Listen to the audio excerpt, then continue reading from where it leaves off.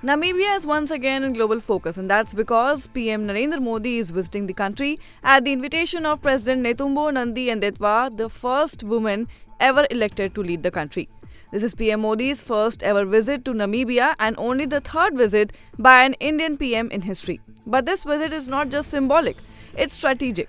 India and Namibia are strengthening ties in critical areas like trade in uranium and rare earth minerals, diamond exports, clean energy investment, and digital infrastructure and cooperation on technology. But you must know that India Namibia relationship goes back decades. Even before Namibia gained independence, India supported its liberation struggle. In fact, India was the first country to raise Namibia's independence at the United Nations in 1946.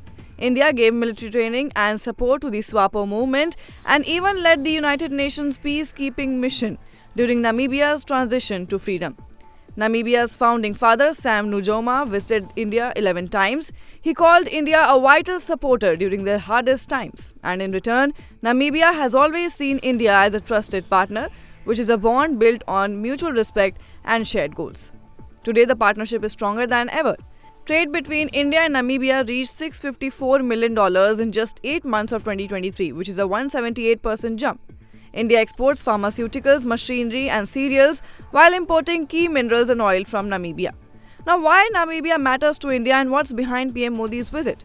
Well, Namibia is the world's third largest uranium producer and also rich in lithium, zinc, and rare earth metals, which are all critical for energy security and clean tech.